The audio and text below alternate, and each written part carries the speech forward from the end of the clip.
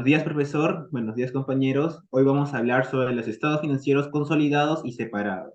Para comenzar, le doy el pase a mi compañero Jesús Castro. Primero, antes que todo, tenemos que ver qué son los estados financieros consolidados. Bueno, se nos dice que es el conjunto de estados financieros de un grupo en el cual los elementos de cada uno de los estados financieros, los activos, pasivos, patrimonios, ingresos, egresos, gastos y flujo de efectivo, tanto de la controlada como de la subsidiaria, se presentan como si fuesen una sola entidad. Además, tienen como objetivo establecer los principios para la preparación y la presentación de los estados financieros consolidados de un grupo. Para poder cumplir con el objetivo, de esta manera, se debe tomar en cuenta cuatro aspectos. La primera, la controladora debe presentar los estados financieros consolidados. Después, definir el principio de control y establecer dicho principio como la base de la conciliación, además de establecer requerimientos contables para la preparación de los estados financieros consolidados. Y por último, definir las entidades de inversión y cuál es su forma de consolidación. Además, esta norma tiene como alcance, la norma nos indica que toda entidad controlada está obligada a presentar estados financieros consolidados, pero también nos da ciertas excepciones. Las entidades en las cuales una subsidiaria total o parcialmente participada por otra entidad haya informado a todos los accionistas que no presentarán estados financieros y que todos ellos estén de acuerdo. Además que el segundo tipo de entidad son las entidades en las cuales sus instrumentos de deuda o de patrimonio no son negociables en un mercado público.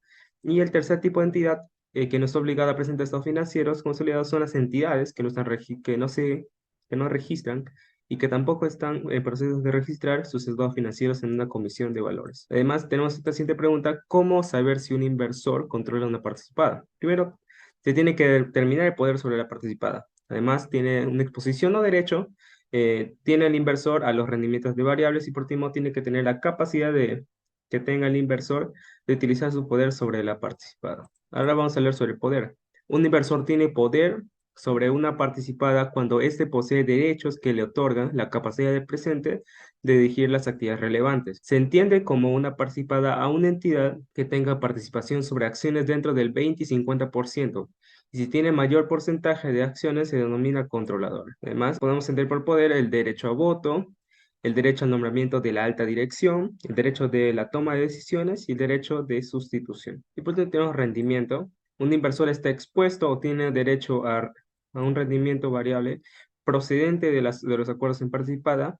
El potencial de variar como consecuencia del rendimiento de la participación puede generar ganancias a distribuciones de participadas. Como ejemplos de rendimientos tenemos el rendimiento mediante acciones ordinarias o las remuneraciones. También tenemos las entidades de inversión, a excepción a la consolidada. Una entidad de inversión no consolidará sus subsidiarias cuando obtengan el control de otra entidad. Si una entidad de inversión tiene una subsidiaria que no es por sí misma una entidad de inversión y cuyo propósito es proporcionar a servicios relacionados con otras actividades de inversión que se debería consolidar con esa subsidiaria. Y por último, una controladora de una entidad de inversión consolidará todas las entidades que controla, incluyendo las controladas a través de una subsidiaria que es entidad de inversión. Bueno, ahora pasamos a vinculación entre poder y rendimiento. Bueno, la relación entre esta capacidad de influir o controlar situaciones, personas o recursos, conocido como poder, y la eficacia en la ejecución de tareas o la obtención de resultados, o sea, rendimiento. Esta conexión puede manifestarse en diversos contextos, como en el ámbito organizacional, político, social o personal.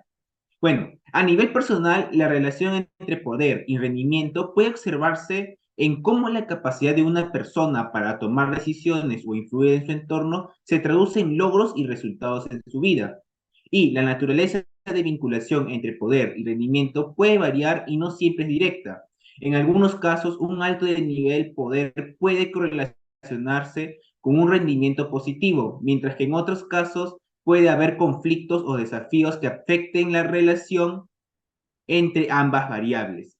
Además, la ética y la responsabilidad en el ejercicio del poder son aspectos cruciales que pueden influir en el rendimiento a largo plazo. Relación con otras partes. Al evaluar el control, un inversor considerará la naturaleza de su relación con otras partes y si éstas están actuando en nombre del inversor, es decir, son agentes de facto. La determinación de si otras partes están actuando como agentes de facto requiere de juicio profesional, considerando no solo la naturaleza de la relación, sino también la forma en que esas partes interactúan entre ellas y el inversor. Y por último, control de activos especificados. Establece principios contables para la preparación y presentación de estados financieros consolidados cuando una entidad tiene control sobre otra entidad. El control es el criterio clave para determinar si se deben consolidar los estados financieros de otra entidad. Es importante señalar que en el concepto del control en la NIF 10 implica no solo la capacidad de influir en las decisiones financieras y operativas de la entidad, sino también la exposición o el derecho a los beneficios variables de la entidad. Por último, pasamos a lo que son los requerimientos de contabilización, en la cual nos dice que si una controladora elabora estados financieros consolidados utilizando políticas contables uniformes para transacciones y otros sucesos que son similares o que se hayan producido en circunstancias parecidas. O sea, nos dice que para realizar lo que son los estados financieros en estas controladoras debemos seguir estos pasos. También la consolidación de una participada comenzará desde la fecha en que el inversor obtenga el control de la participada, cesando cuando pierde el control sobre esto. Y para poder realizar estos estados financieros, nos dice que nos que tenemos que guiar en lo que son los párrafos B30 y B86 y B93 de esta NIF. Ahora, pasamos a qué es lo que pasa cuando son participaciones no controladoras. Nos dice que una controladora presentará las participaciones no controladas en el estado de situación financiera consolidado, dentro del patrimonio de forma separada del patrimonio de los propietarios de la controladora.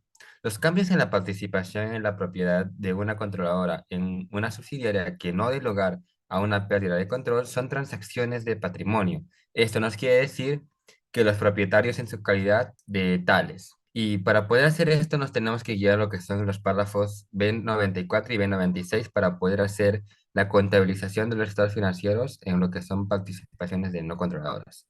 Y por último, vamos a lo que es, ¿qué pasa cuando tenemos una pérdida del control? La NIF nos dice que cuando pasa esto, cuando una controladora pierde el control de una subsidiaria, debemos hacer esto. Uno, dará de baja las cuentas del activo y el activo de la entidad que ha dejado de ser subsidiaria del estado de situación financiera consolidado. Después, se reconocerá cualquier inversión conservada en la antigua subsidiaria y posteriormente contabilizada dicha inversión y los importes adecuados por la antigua subsidiaria. También que nos dice que el valor nuevamente medio en la fecha en que se pierde el control se considerará como el valor razonable en el momento del reconocimiento inicial de un activo financiero de acuerdo con lo que nos dice la NIF 9 o el coste en el momento del reconocimiento inicial de una inversión en una asociada o negocio conjunto.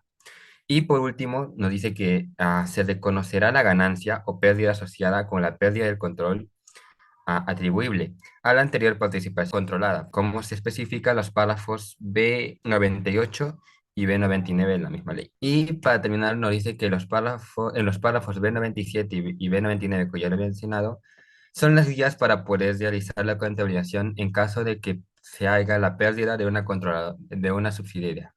Y eso sería todo. Gracias.